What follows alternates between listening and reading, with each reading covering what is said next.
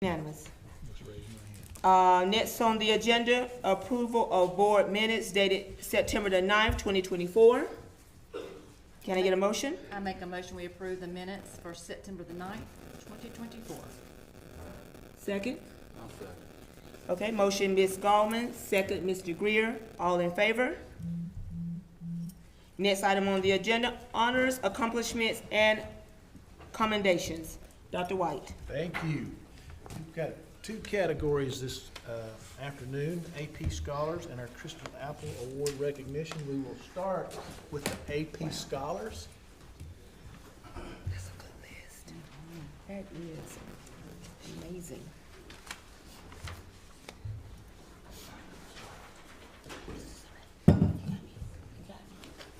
Good evening, everyone. Good We'd evening. like to take an opportunity to recognize our AP scholars. So every fall, the AP program recognizes high school students who have demonstrated outstanding college level achievement through their performance on multiple AP exams. So first, we have an AP scholar. That is a student that has earned a 3 or higher on 3 exams. An AP scholar with honor is a student who's received an average score of at least 3.25 on all of their AP exams. And then you have an AP scholar with distinction. That is a student that has scored a 3.5 on all AP exams. 3 or more AP exams.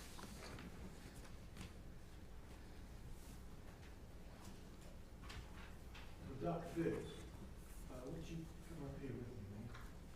So, you guys are gonna call them out, right? Yeah, I'm gonna call them. Okay, so we're gonna have them all come up here and we'll get one picture when we got them all. Is that good? Sounds good.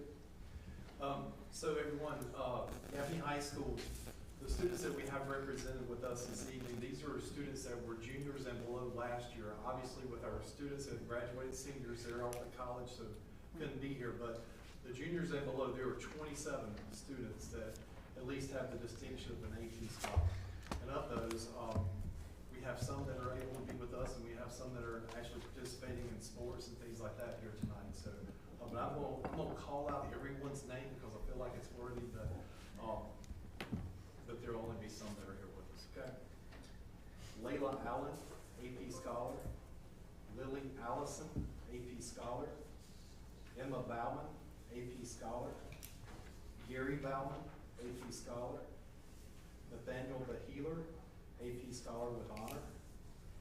Adam Bogan, AP scholar with honor.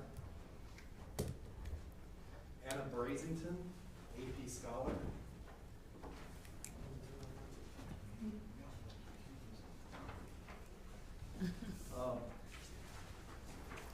Caleb Wright, AP scholar. Absidy Childers, AP scholar. Connor Cody, AP scholar. Hannah Cooper, AP scholar. Jaden Craig, AP scholar with honor. Clara DeLeon Shea, AP scholar with distinction. Benjamin Guthrie, AP scholar with distinction. Reuben Hardy, AP scholar. Nora Hobbs, AP scholar. Joshua Justice, AP scholar. Bailey Mullinax, AP scholar. Morgan Painter, AP scholar with distinction. Sadie Phillips, AP scholar with honor. Kaylin Powell, AP scholar with distinction. Nicholas Robbins, AP scholar. Miguel Saldana, AP scholar. Avery Sisk, AP scholar with distinction. Mary Smoke, AP scholar with distinction. Grace Berger, AP scholar with honor. And Logan Sumner, AP scholar.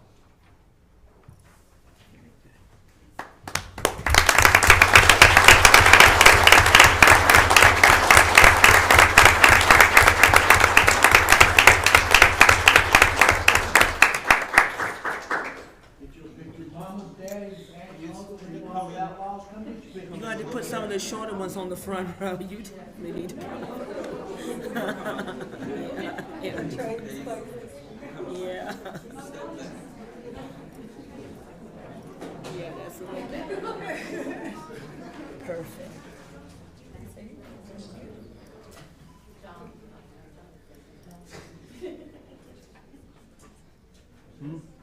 Jump in. Hang on right there. Don't leave.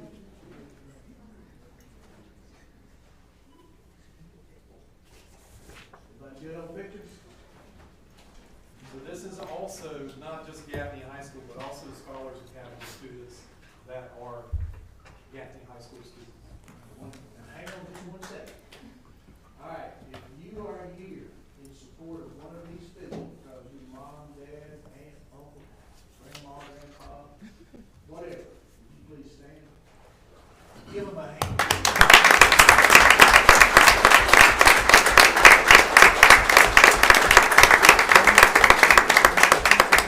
Congratulations, you guys. I heard the vice president of the Washington Post say one time, it was 100 years ago, I don't remember his name.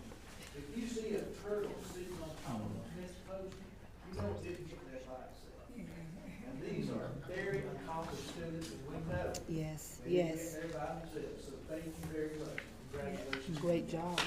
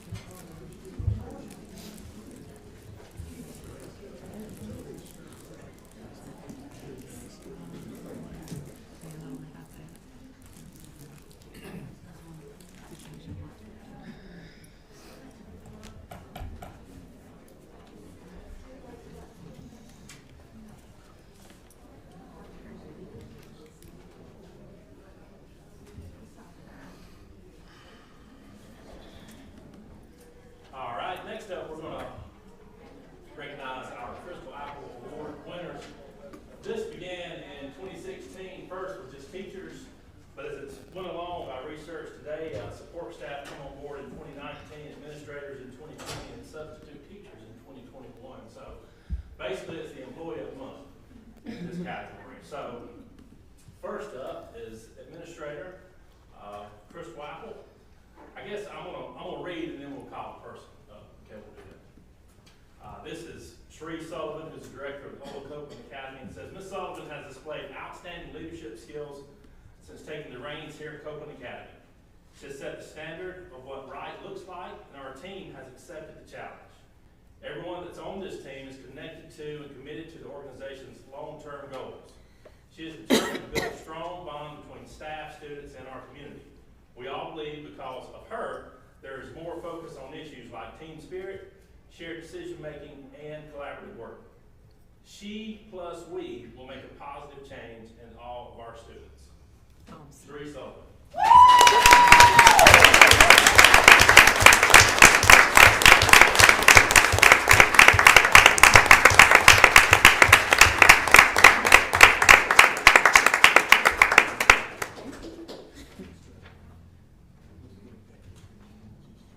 That's just wonderful.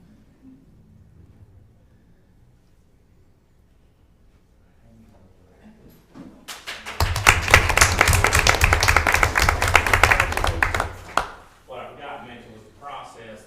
There is someone in the school district has to nominate these individuals, okay? So this was a person at Shree School that nominated her. Next, we have Rachel Turner, who is our Teacher of the Month, Academic Interventionist at Lutherville Elementary. Ms. Turner exemplifies dedication, passion, and a relentless commitment to the success of all learners. She works tirelessly to meet the diverse needs of our students and is constantly seeking out the best strategies and methods to reach every child, ensuring that no student is left behind. As co-chair of our MTSS team, She plays a vital role in helping us identify and address the unique academic and behavioral needs of our students. Her positive energy and commitment to excellence make her a cornerstone of our school community. Ms. Rachel Turner.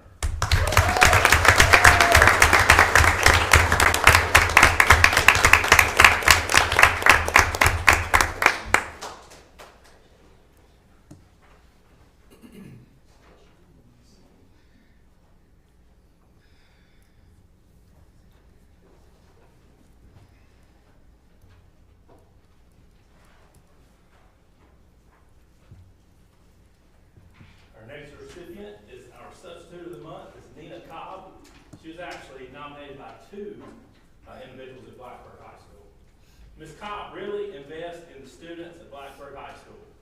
She takes the job seriously and puts in a great effort to make sure the kids are taken care of, and she treats her students like they are her own and is dedicated to helping all kids. That's Nina Cobb.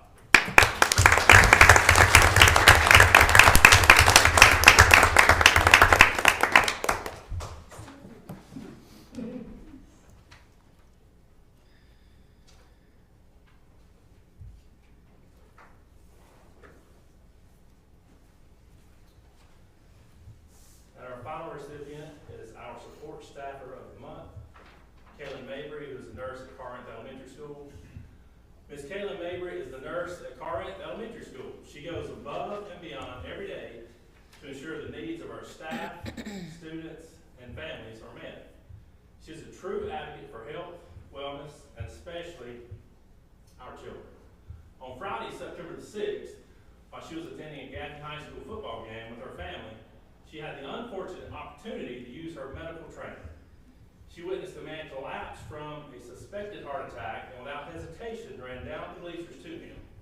After assessing him, she knew to immediately begin CPR and made the decision for an AED to be brought to the scene. We all know that CPR is a labor-intensive task. Not only did she perform CPR perfectly, she did so on the spot while 7 months pregnant. Due to her medical knowledge and her oath to help when a situation arises, this man is alive today. Cherokee County is blessed to have such an asset in our county and school district. Absolutely. Nurse Mabry.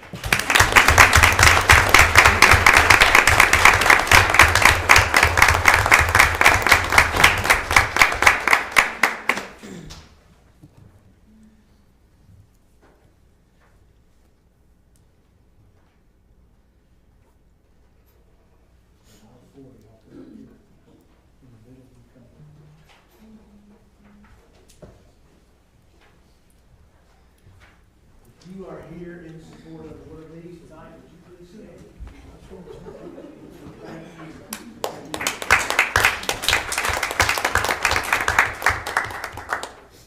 Mom, y'all want that chicken?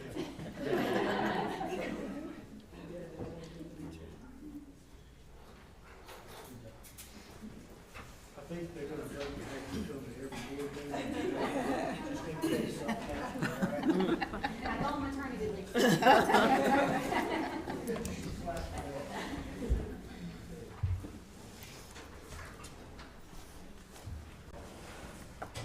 Do we have any comments from the board?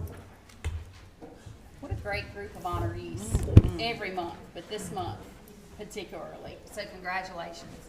Absolutely, absolutely. Anyone else? I've personally worked with Ms. Sullivan and Ms. Turner, and I know the Mabry family, Caitlin's family, so proud of them. Congratulations. Ms. Sutherland, very proud of you. I mean, you've been there 2 months, and in 2 months, you've made a difference, so that's an honor, absolute honor. Thank you so very much. And just to all our honorees, job well done. It makes the district look better, wonderful, for the accomplishments that you've made. Anything else? Well, we'll move on to the next item on our agenda, School Board Policy BEDH, Public Participation. We had none. Okay, next item, Board Policy Review. Oh, it's fun time. Board policies. We'll probably have some about every meeting now, but we'll get started with these. and I think I have them in alphabetical order.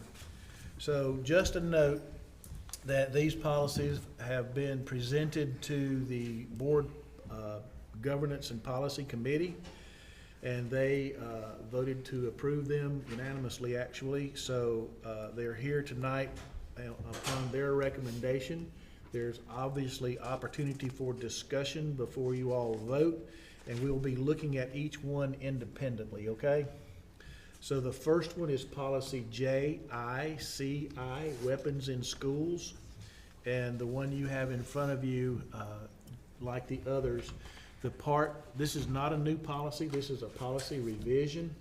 And so the part that has been struck through was in the old policy and will be coming out. The part that is underlined is new. And these changes were made as a result of legislation that was passed this past year and recommended by the School Boards Association. Is there anything you'd like to add? Okay. Any questions? So this puts us in alignment with the laws, et cetera. I would point out that probably one of the major changes in it is in about 2/3 of the way down, where they clearly identify some of the weapons by definition. In the past, it was a little more nebulous. They're more specific here.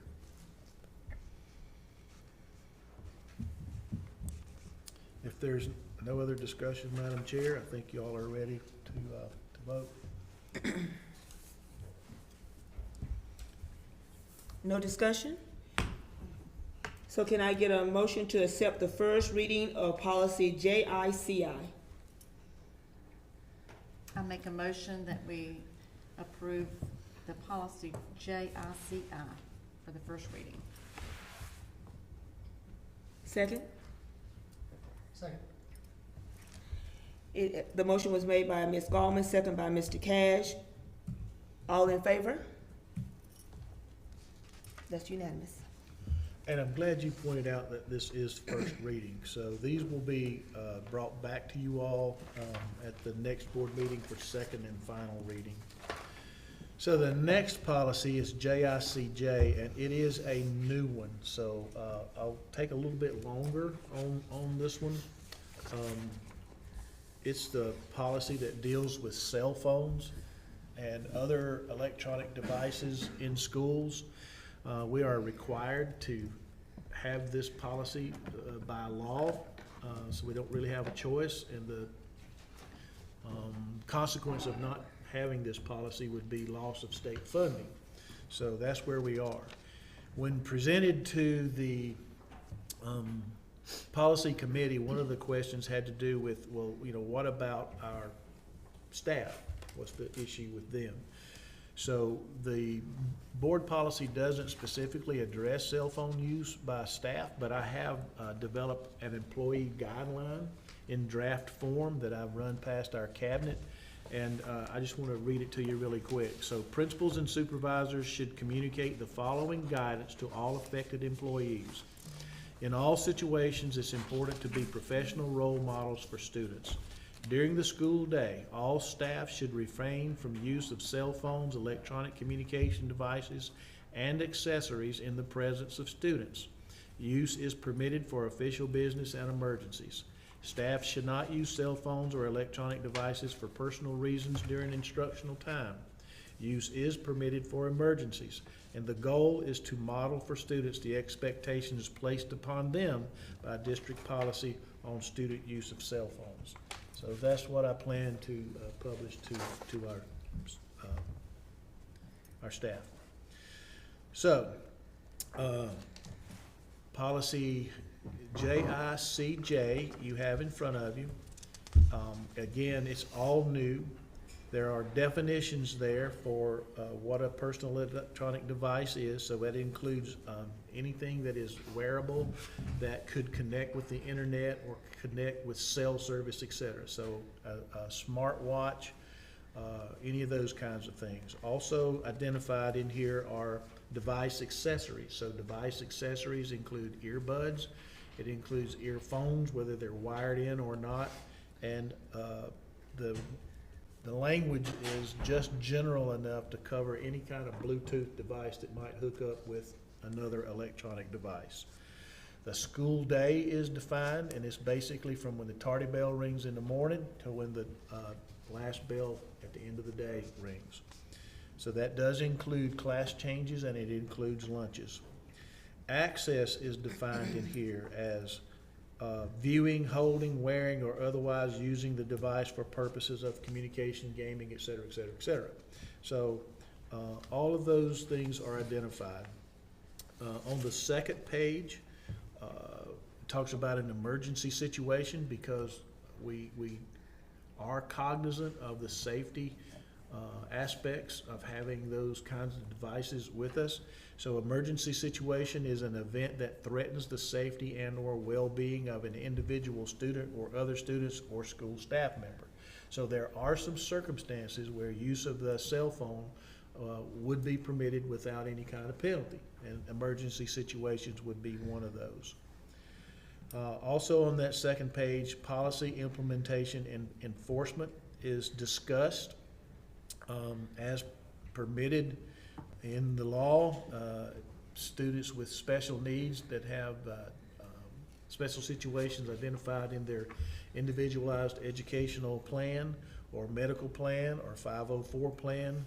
There are some exceptions for them. In some cases, we would handle those on an individual basis. Anyone who might be a member of a volunteer firefighting organization or emergency organization can be authorized to have access to a phone. That would require the superintendent or his or her designee to weigh in on that. Students would still have access in our policy to their phones to utilize the suicide hotline or a crisis text line or a mental health crisis hotline. So those kinds of things are identified as well. And then if the student violates any of these rules and policies, of course, there's a segment of the student discipline code that would deal with that, and I'll talk about that a little separately. Finally, electronic devices can't be used in locker rooms, bathrooms, or other locations. It doesn't matter what time of day it is. Okay, so those kinds of things are defined. So I'm going to go back up to about the first paragraph underneath the policy implementation. And what we're saying there is during the school day, students are prohibited from accessing their personal electronic devices except as explicitly stated in this policy. We outlined those for you just a moment ago. Students may not wear or access device accessories during the school day.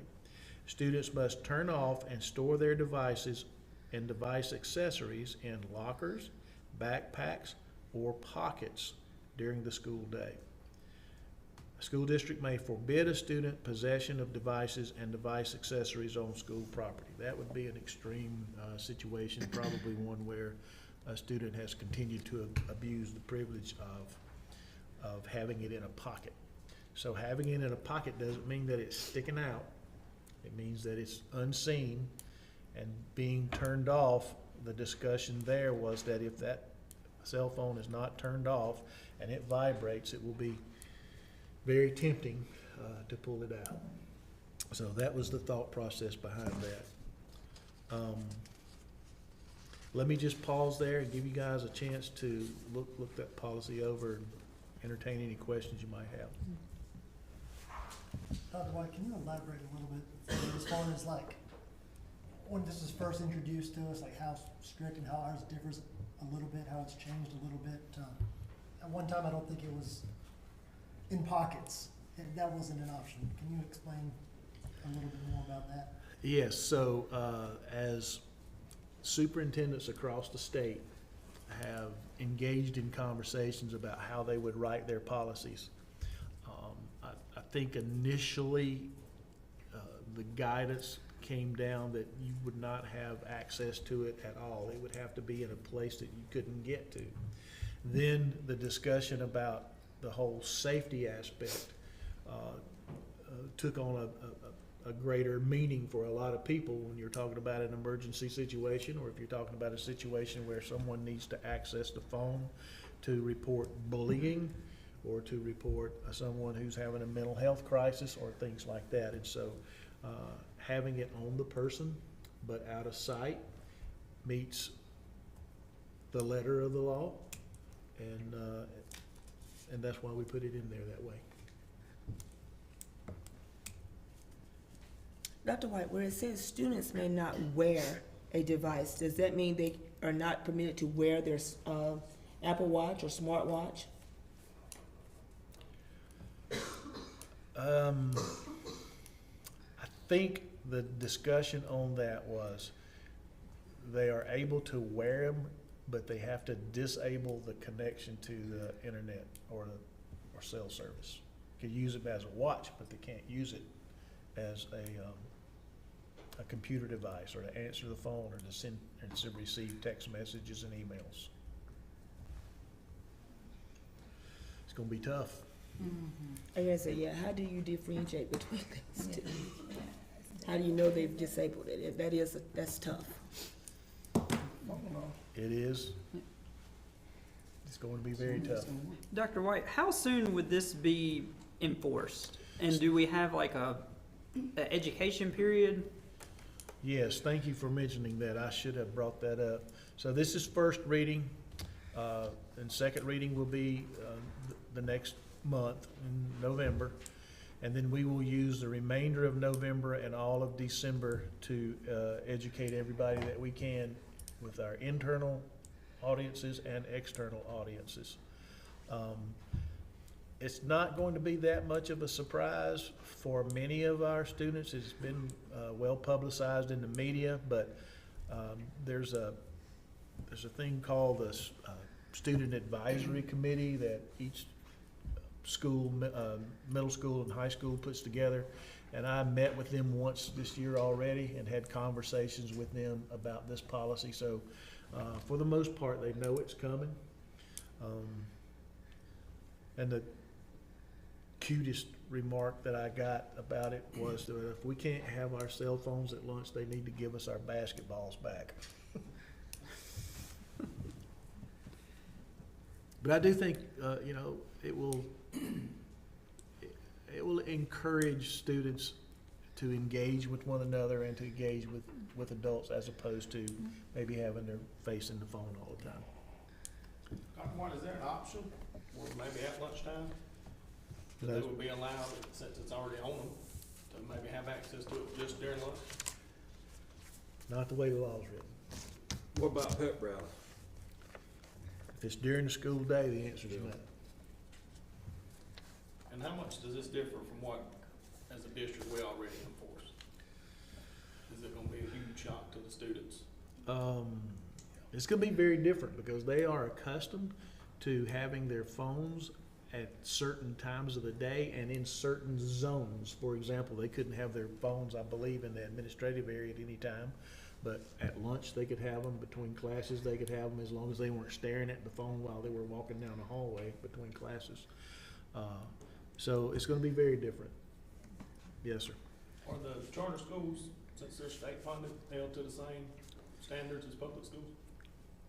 I believe if they are receiving state funds that they'll be required to implement the law, but I don't know that 100%, to tell you the truth.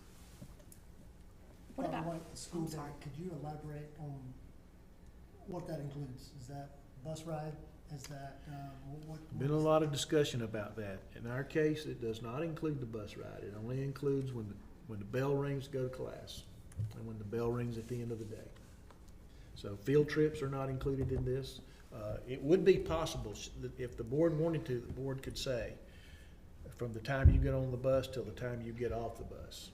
And if you're on a field trip, no matter where you are, you can't have access to your phone. The law is written in such a way that you could have those restrictions. This is what we feel like accommodates the law and accommodates our philosophy on student safety.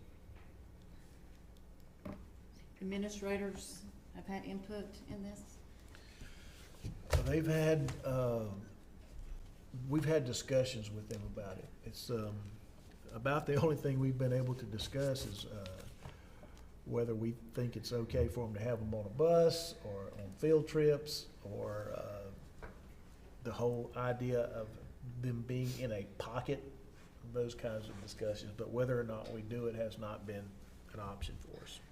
But it's the law, Yes, ma'am. and we have to mirror. And it's about to be a problem.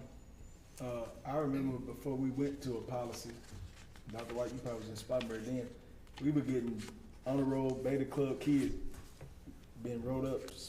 Smitty, you still the principal there. I mean, for a cell phone. Then finally we had to change our policy to where they could have it at lunch, just to cut down the write-ups. I mean, it was ridiculous. So this is bad. But like Dr. White said, it's not coming from us. It's coming from the higher B's. So I mean, we have to. But Mr. McBee, to answer your question, I don't think they pushing it much at charter or private schools. I think they are intentionally doing this to the public schools. What are the penalties, Dr. White? Are they in a different section? They are in a different section, and our discipline policy is being updated to, it's not what you see on the website, so that part's being updated. It's already been updated, it just didn't make it into your policies. What we are not going to do is confiscate the devices. So we don't want this to be a burden on our staff, Right. our nurses, We're our not front gonna, office folks. we're not gonna take them up when they come in the morning, or give them back when they go in the evening, or for each class. I know there are some places that do that. We don't wanna do that, and we don't wanna be responsible for their device, during the day at all. I know this would be difficult. Could there be different set of punishment for during class time versus lunch, per se? Like, it would be a lot major, a lot more issue, middle of the test or something, you pull it out. But if it's at lunchtime, that's too totally, both of them breaking the rules, but if there would be some wiggle room on our side on punishment for that. I suppose there could be. I would probably refer that to our Student Services Committee that works with the principals on the discipline policy. And Mr. Fuller is developing his committee to look at the consequences, and there will be input from administrators in each level to add. I think we'll have all that fleshed out before the next board meeting. We can show that to you.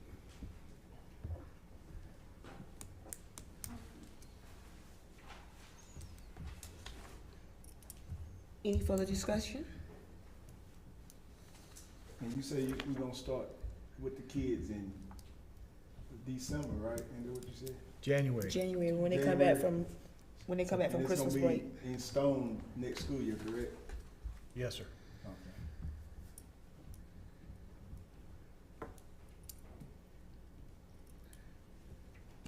Any other questions? Well, can we get a motion to approve the first reading of policy JICJ? Nobody wants to do that, do they? I'll make the motion. Second? Second. Motion, Mr. McBee, second, Mr. Wilkins, all in favor? That's unanimous. This next one's a little easier. So KBE deals with our relations with parent organizations. Again, this is an existing policy, so this is a revision. The revisions are, I started to say relatively minor, but that may not be true depending on how you look at it. So on page 1, again, what's underlined is what would be new.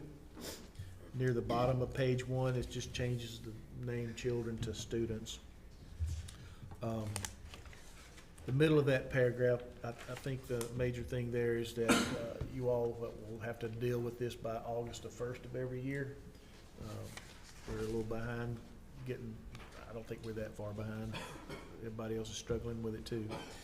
Page 2, parent organizations that want to use the district's name and or logo in any kind of fundraising would have to have your permission to do that. And then the last part on page 2 is a SLED background check is going to be required for the officers who handle the funds and the school district would be responsible for doing those background checks. And if there was something that was amiss, we would be reporting that to the board. And that's probably an organization that you would not authorize. I believe you have in your packet a list of the organizations that turned in everything. There may be a few more left to come in, I'm not sure. We've got them all. We got them It's in all? their folder. So everybody's done everything they were supposed to do. And we appreciated them for that. So the background checks, is that only financial stuff? It's only on those officers, yes, sir. Should that not be on everybody involved? And should be more detailed than just financial? Well, I think the purpose in the background checks, did you want to say something, Sandy? No, I was just saying that it was written just for financial. You're more, I mean, if y'all wanna do them all, that's Anybody- fine, we can change that. They have It just- access the to- policy just says financial officers. I would like to see that. So, yeah, so you're talking about all of the officers, or are you talking about every member of a booster club? Any, not members of Booster Club necessarily, but anyone direct access and around the kids a lot, you would think would be, it should be broader. Okay, so you already have a policy where anyone who has regular access to our children, even if they're volunteering in the school day, They do. they're checked out. I just didn't know Or, if all the members, you know. right. Gotcha. So this just deals with the officers in those organizations handling money. And the purpose of it is to make sure everything stays above board.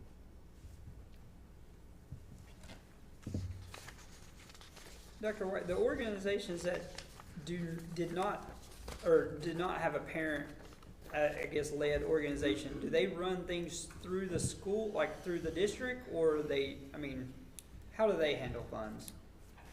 So this should cover every last one of them.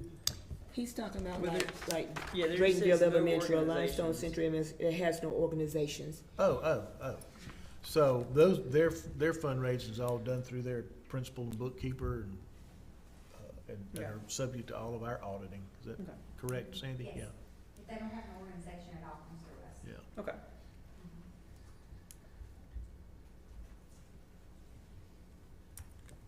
Any other questions, discussions? Okay, can I get a motion for the approval of the first reading of policy KBE? I'll make a motion, we approve the first reading of policy KBE. Second? I'll second. Okay, the motion was made by Ms. Gallman, second by Mr. Greer. All in favor? That's unanimous. One more, JKE, expulsion of students. Again, this is growing out of legislation coming down. So the simple part is dealing just with policy JKE. And again, the part that is underlined is new. This is a revision to an existing policy. And it's right there on the very first page. That's really all there is to it. So the board will consider the following factors in determining the appropriateness of expelling a student, and those are listed out for you there. And then another thing that is new is dealing with it within 5 business days, okay? So the policy is pretty straightforward. And that's all that you have to act on tonight is just the policy. And again, it is first reading. But I would point out to you that we have provided to you as well administrative rule ARJKE-R. The administrative rule does not necessarily have to be acted upon by the board, but that's how the administration will administer that policy. And you can see by looking through there, the administrative rule, that there are a number of changes to the existing administrative rule. And all of these changes just bring us into compliance with the law. So, is there anything, Bessie, you would add to that conversation? Exactly what you said, that it's, part of the policy is brief, it's how we will implement it, that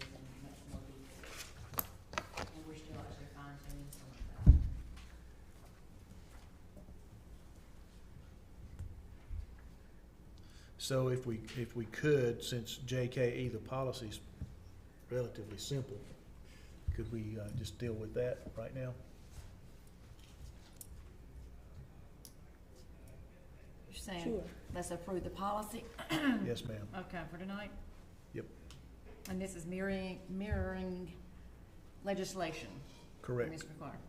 I make a motion, we approve the first reading of policy JKE, expulsion of students. Second.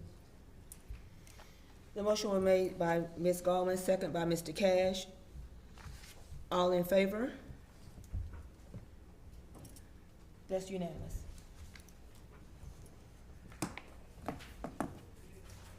Okay. So, again, you do not have to deal with the administrative rule. If there are questions, now would be a good time. And if you want to deal with it, you certainly can. The only thing that I just wanted to bring forth out of the administrative rule is something that would change for us. The fact that the family or student that is requesting a hearing has the right now to examine the video footage, correct? Within, yes, at the hearing, Right, but they have to put that in writing. We have to allow them at least 3 days. They put that in writing with their intent that they are allowed to examine it. exactly. And no, none of the faces in the background has to be obscured or anything. They just view it as is. Yes, ma'am. So that's a change for us. Do we give the student or the family like I guess you could say like a checklist of like if this happens, like this is the steps that they could take? Or do we just say, well, this is gonna happen? Or do we say that you can appeal here, here, here, and then? All of those pieces are in the formal letter that they receive, first of all with their intent, and then their follow-up, of their appeal process after the fact. They get reminded all along the way. Yeah. Okay.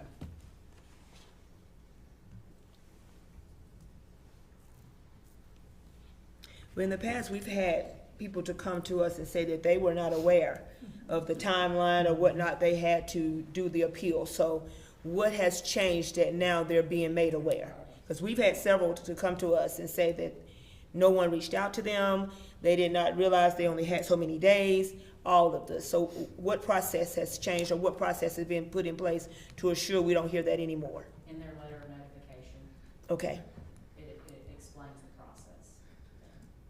And then in their follow-up, again, that once he renders a decision, once the hearing officer renders the decision, it clearly states, this is your process, this is what you have, and this is the timeline in which you have to appeal. okay. Sometimes there are people who do not receive that notification information because of various kinds of relationships among people in the family. One person doesn't always let the other person know what's going on.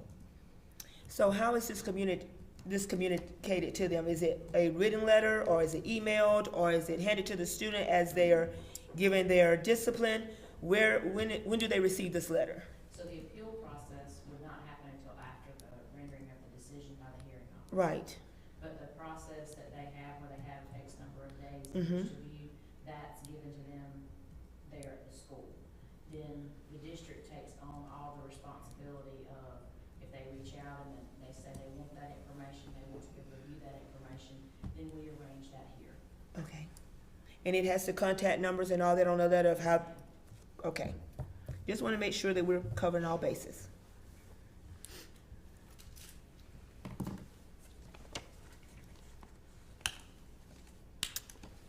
Any other discussion? Well, we will move on to number 8 on our agenda, parent-led And organizations. so I kind of got a little ahead of myself. A while ago, you guys approved the policy that deals with parent-led organizations. This is the approval of that list of parent-led organizations for the coming school year. Dr. White, what if there are other organizations that we have that aren't on the list? Will they come in at a later time? Right now, there are none that we know of, but if one is organized, then they would need to go through this process, yes. Okay, We will follow up. Thank you.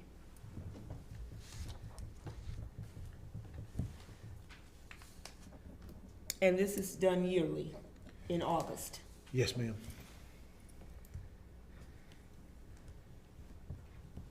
Do we need to approve for this? We do. Okay. Any other questions? Okay, can I get a motion to approve the list of parent-led organizations for the 2024-25 school year?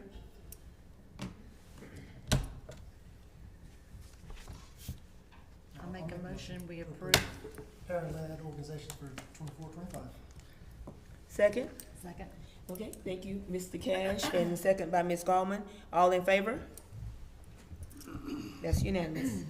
Superintendent's report. All right, I'm gonna take a break and let Ms. Isom give you the financial reports. You should have two reports from me. One is our minority report for last year. Our goal as a district is to have 5% of the people that we purchase items from to be a minority-owned company. Right now, we're at 1%. We were at 1% last year. The problem with this is that if we purchase something with a credit card, that we don't have a way to track that currently. We're looking into how we can do that. So if we order something from that's a minority-owned company, that is not on your list. These are just people we write checks to. So that is on your list there. If you have any questions about that, let me know. Because we are trying to increase that minority purchasing. It's part of it's in our policy that we know. Try to get to 5%, but it's been running the last 3 years around 1%. It has, I think 3 years ago it was at 2%. I went back 3 years to see where we were running for the last couple of years. So that's good. The other one is your financial update. As I stated before, your revenue doesn't really come in until your taxes. So right now you're at $7.4 million of your income. Your expenditures are $11 million, which is normal for that time this year. It's just because your revenue hasn't come in, so it looks like we're losing money right now. But that's just for through 2 months of school. Do y'all have any questions about those? Concerns? That's another good reason for a healthy fund balance. Thank you. All right. So I wanted to speak a little bit about Hurricane Helene, give you a little bit of an update on that. I had the privilege, along with Dr. Smith, being a part of the Emergency Operations Center meetings on a daily basis. It was very eye-opening. It was the first time I'd ever done that from a school administrative standpoint. And to see how the different agencies in this county worked with one another to meet the needs of the people in this county was an amazing thing to see. The camaraderie and the cooperation. It was very helpful to us in our decision-making process in terms of, when we could anticipate being able to get back to school. We had direct contact with the people who were getting lines out of trees and trees out of roads. We were able to give them some specific locations, and they would follow up on it. The mayors in both cities were great. The county administrator was fantastic. SCDOT worked with us. The county roads and bridges guy, we had constant cooperation and communication with them, so it went really, really, really well. I was also very proud of our people in terms of their response to the needs of other people in Cherokee County. So we had administrators, we had teachers, we had all of our people, just to tell you the truth, who were out helping their neighbors, checking on them, and just loving on one another and making sure everybody was safe. Through the process, our administrators would be checking on the people in their building, doing welfare checks, reaching out to them. We pretty much always knew who had power and who didn't, who had water and who didn't, who had a tree on their house and who didn't. So they kept up with one another and loved on one another. And then when we could, we had everybody contacting students, but even before we had teachers back in contacting students, we had administrators and others in the building reaching out, doing welfare checks on students. So I was just really, really proud of all of them. I think I'd be remiss if I didn't point out our maintenance folks. They were in on Saturday, day one, on that Saturday, making sure that our facilities were open, making sure we didn't have damage in certain places. We had a couple of schools where we had some water infiltration, and they had to run generators to get the water out of those buildings. And had they not done that, had they not been Johnny on the spot, then we'd have had a lot worse problem down the road. So they were just magnificent. They came in every day that they needed to come in and checked and walked every building in the district to make sure everything was good. Can't say enough good things about them. Bus drivers came in when it was safe enough for us to get them in here. Not all of them, but some of them. They were the ones who were riding our routes that we were able to take pictures, get those pictures to the folks at the Emergency Operations Center. They knew exactly where to go to get those roads cleared and everything. And then finally, and certainly not least, Ms. Littlejohn, Sandra Littlejohn, our food service person, really took the initiative in addressing a number of items. First of all, checking on the coolers and freezers where we had food. And where she could, she and her staff moved that food to other places that did have some power and saved a tremendous amount. We still lost a lot of food that will get reported through the right channels, and hopefully we'll get some reimbursements on some of that. But just a great job. And then she and her staff came together to feed the community. They did so not just during the week, but on the weekends as well. Mm-hmm. And I think it was 12,500 meals they served during that power out, during that storm time frame. So I just want to give a shout out to our people and to the county as a whole for how it responded to the hurricane. So now everybody wants to know how we're going to make up those days. So let me chat about that just a little bit. The way the law reads now, the school district has identified 3 days that are makeup days on the school calendar for Cherokee County School District. Those days are April 18, May 27 and 28 in 2025. The next step would be that the school board could authorize forgiving up to 3 days. The next step would be we could appeal to the State Board of Education to forgive up to 3 days. So that's kind of where we are with that whole process. Now,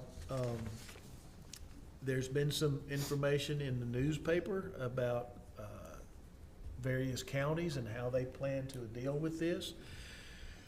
It was reported in the newspaper that Greenville County said, as of today, there will be no makeup days. The school calendar will stay the same, and the district plans to reach out to the legislature and ask for a waiver to forgive the days, and we'll update you on when we know more about that. And you see similar language from Pickens, Abbeville, all 7 in Spartanburg, Union, us, Anderson 1 and 2.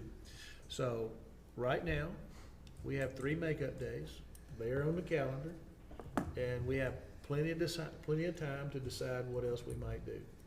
So we're gonna wait like everybody else and see what happens in Columbia. But we have our 3 makeup days, and we're ready to go if we need to do that. And if down the line we need to ask you guys for forgiveness, we can do that. And down the line, if we need to, we can go to the State Board of Education. So we're gonna follow the law. All right, that's where we are right now. We're gonna follow the law. Any questions on that? All right. I wanted to say a word about e-learning. There's some very specific guidance about e-learning. If you don't have power and you don't have access to the internet, you can't do e-learning.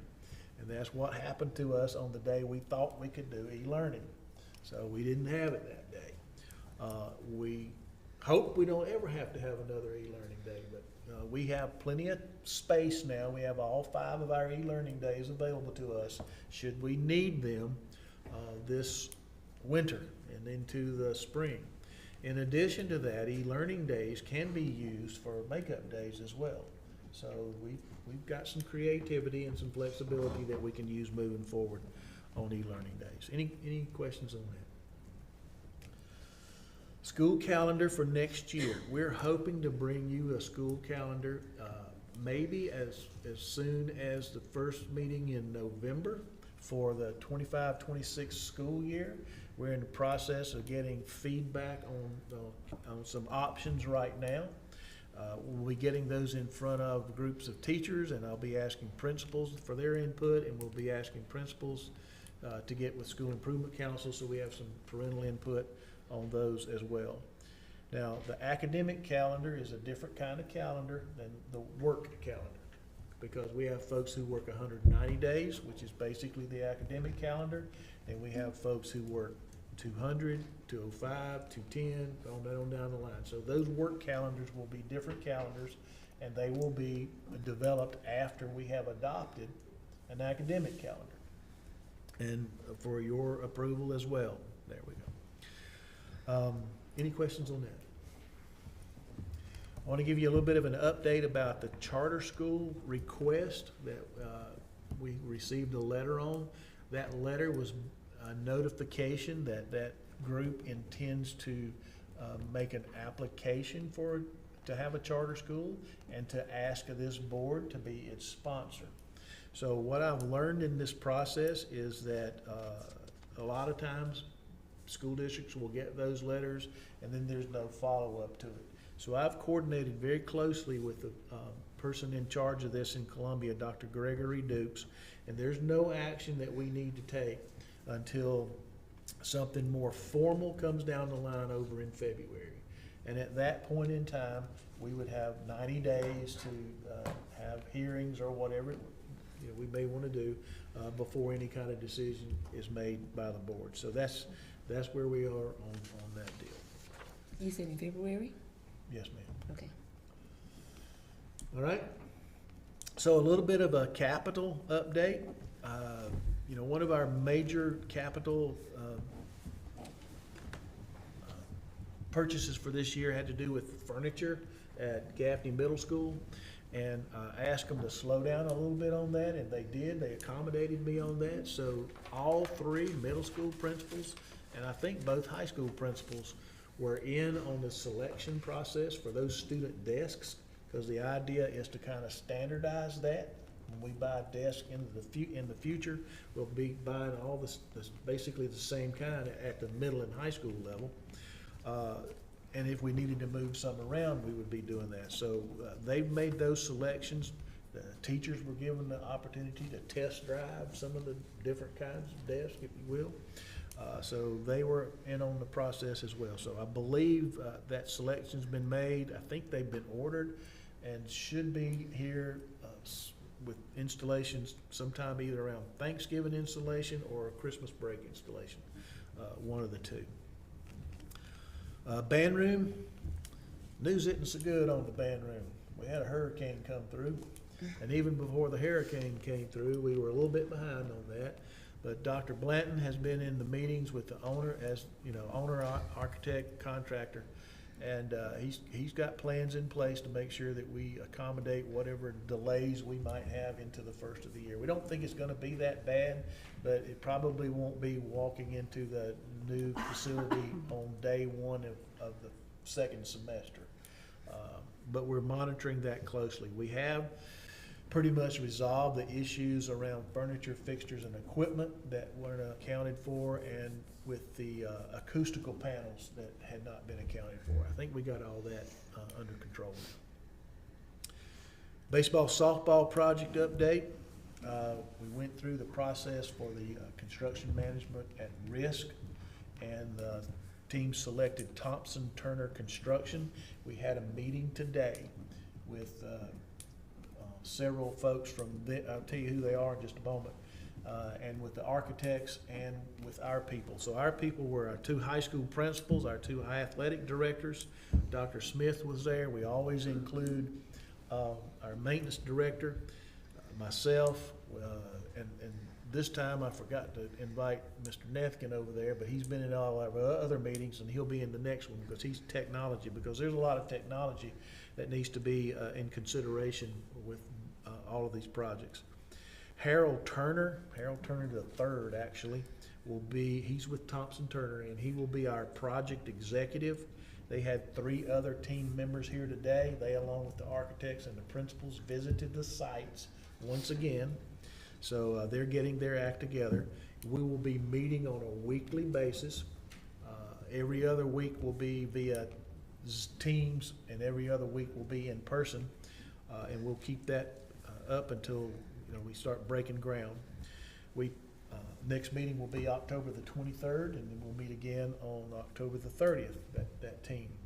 We do plan to bring that entire team to the November 11 board meeting, and at that time we hope to share with you some renderings of what things will look like, and we hope to be able to share those renderings with the media and with the schools and with the community so that they will know what the projections are about what things will look like. The schedule will be part of that as well. We talked today about the importance of being able to get in the softball, baseball season for 2026. Starts in January 2026, right? So that's where we are with that. Made a lot of progress on our agreement with the county for the facility. That is a contractual matter. I'll give you some more detail about that when we get in executive session. The Blacksburg softball field, those plans, we are still working really hard on trying to find a way to improve the sight line from behind the home plate for the patrons who are there. It's a tough nut to crack with the position of those dugouts where they are now, but we had the whole team over there today working on that problem, so hopefully we'll have some. Yeah, I was there with them. Were you? Okay. Yeah, they took a lot of pictures and said that's gonna go back and do a Good. little more research. Good. We hope to improve on that, but I think the worst case scenario is we make the best we can right now and look at moving those dugouts at some point in the future. That's probably gonna be our best scenario in that lay of the land. The Blacksburg baseball field, there are pretty much no changes there from what we talked about. There's no parking lot changes, because that just would reduce the number of spaces that we have. Otherwise, it looks pretty much like it did when the last time y'all saw it. For the Gaffney baseball, softball field plans, contiguous seating and press boxes behind both the softball home plate and the baseball home plate.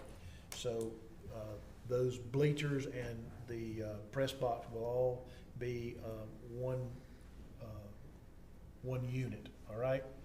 Then there'll be a separate building between those fields that will house the locker rooms, the restrooms, and concessions. And what we're trying to do, in addition to that area, is build in more of a plaza kind of situation where there could be outdoor tables and seating and that kind of stuff. And at all of the locations, we're trying to take into consideration where people come and put their lawn chairs that they come to watch the ball game in. So we're trying to make sure we take that into consideration in the planning as well. So again, that's where we are with that. For the 2025 season, there's some repairs that we need to do to the fields, both the softball field and the baseball field here in Gaffney. I don't think quite as much in Blacksburg as over here, but there's some serious work that needs to be done on these fields before we open the season in January of 2025. And we are going to find a way to resolve the restroom situation on the Gaffney side as well. So we're working on those. So that's kind of the capital update. Let me see if there are any questions. My next item, and I'm getting close to the end, was School Food Rocks. We met with School Food Rocks folks today. Ms. Isom, Ms. Littlejohn, and myself. I met Joe Urban, who is the founder. Jeff Dodge is his director for K-12. Lauren Couchos. It's a French name. All right, I'm from Blacksburg. Cut me some slack.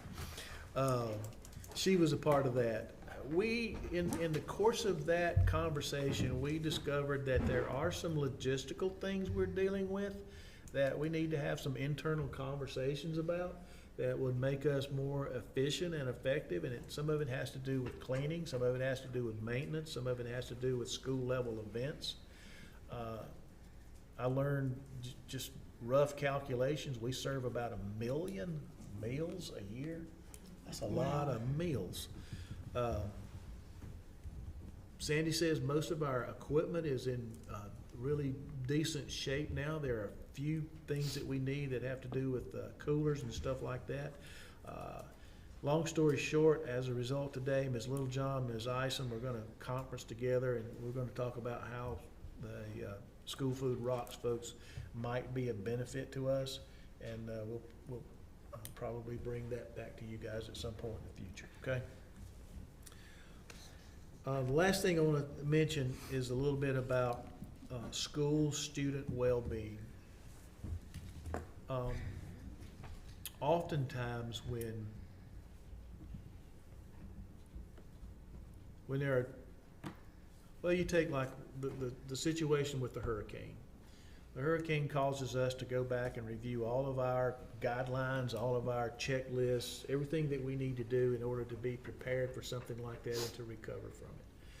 Well, there are other things that happen in a school district that cause us to reflect and look at what we are doing to make sure we're serving our students the best we can. So I want to talk just a tad bit about what we do for student well-being, all right?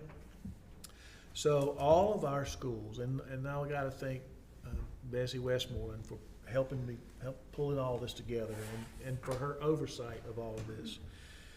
But all of our schools have access to at least one mental health provider. That's in every building. We have a system called BARK, B-A-R-K. You're probably familiar with it. That system picks up any inappropriate searches and identifies students who might be in crisis or may be a threat. So if they're out there, it's kind of like, it's not as good as what the FBI has, but it picks up on a lot of traffic from students and looks for key kinds of things that would alert us that there might be a problem. That's everywhere. Now, is it only on a school-based computer, or they have to be on a laptop or whatnot provided by the school? Yeah, so it monitors our internal stuff, yeah. So then we have Stop It. Stop It is an anti-bullying system where any student can identify a student in crisis. They don't have to be the one being bullied.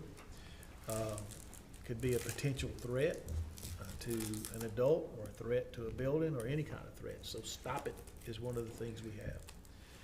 And then every school has a school psychologist assigned to it. There's one for every 2 schools that does meet the NASP ratio suggestions. So those are things that are present in all schools. At the elementary level, we have weekly classroom counseling that takes place. At the elementary schools, we have a program called Sown to Grow. It's an online social emotional curriculum. At the secondary schools, we have mental health providers available full-time in the high schools and at Copeland. We have Hope Squad at the secondary level. It's a student-led support program for students in crisis. And then the last thing that I'll mention is emotional vaccines. Those are videos that Ms. Westmoreland's department pushed out to parents. They push them out monthly. and they support mental health needs of students. And just a kind of a anecdotal story here. When she pushed those out at the beginning of the year, I had a phone call from a gentleman in Blacksburg who wanted to know why in the world we were sending that kind of material out to parents.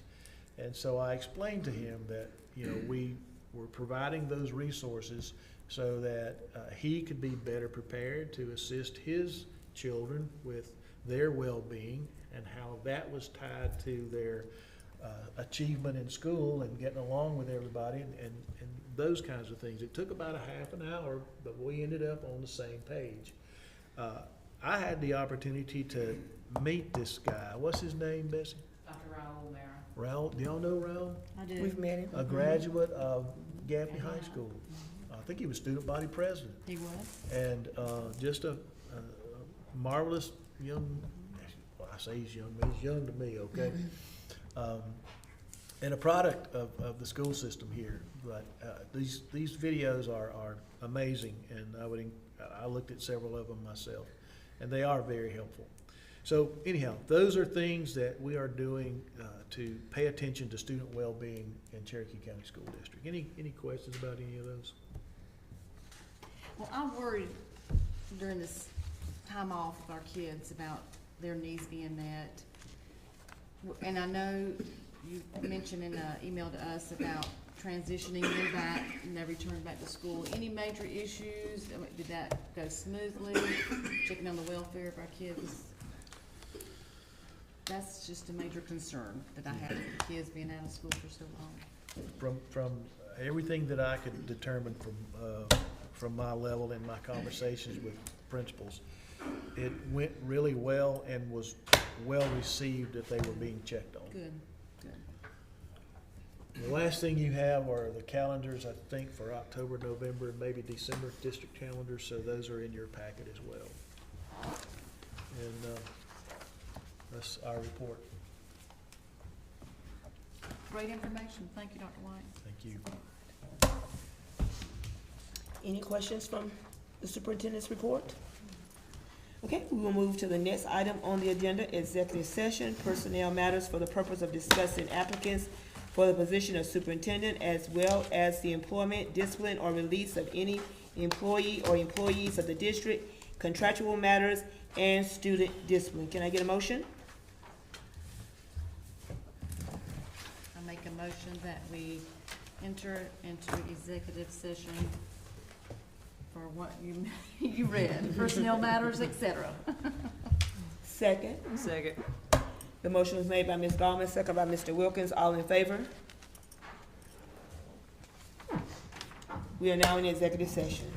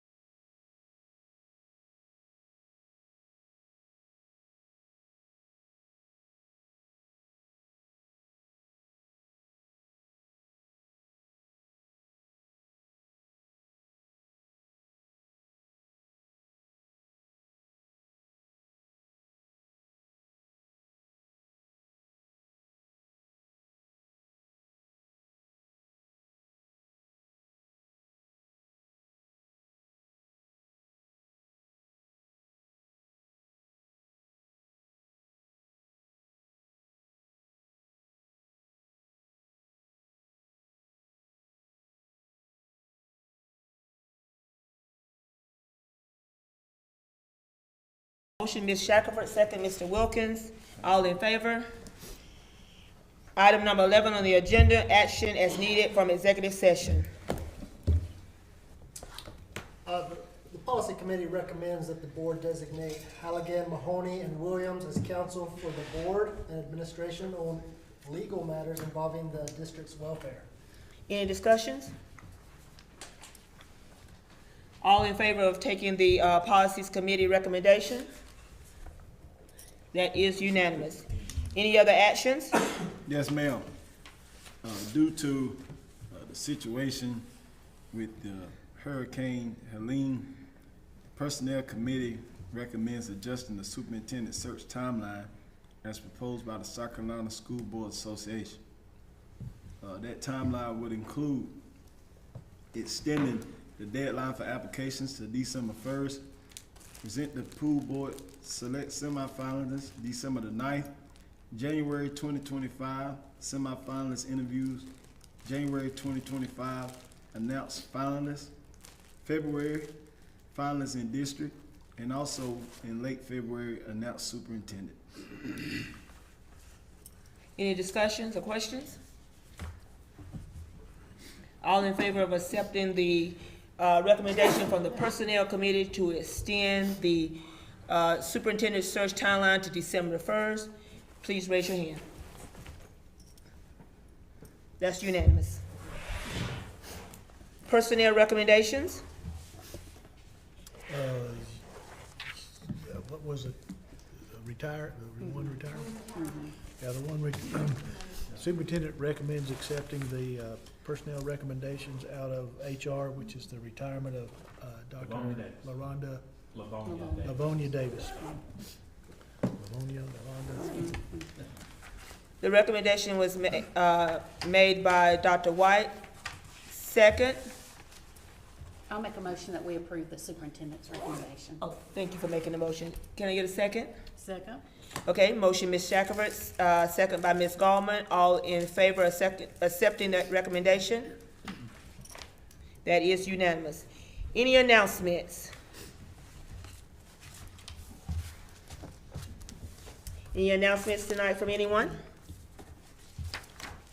I'd like just to commend Dr. White and the district office for the job you all did with the hurricane efforts. I was not here in town, but you kept us all very well informed, and I appreciate that. I thought y'all did a wonderful job, your entire staff. I'll echo Mr. Cash's comments. I had somebody stop me yesterday and say that they had never seen such robust communication from any department in the county, period, during an emergency. And we all know that there's no manual for these kind of circumstances. So hats off to you, Dr. White. I know you work plenty of overtime. Saw you here on the weekends, you and your staff. Really job well done. Team effort. From my left, anybody? Well, I make a motion at this time that we adjourn. Can I get a second? Second. All in favor? Motion to adjourn.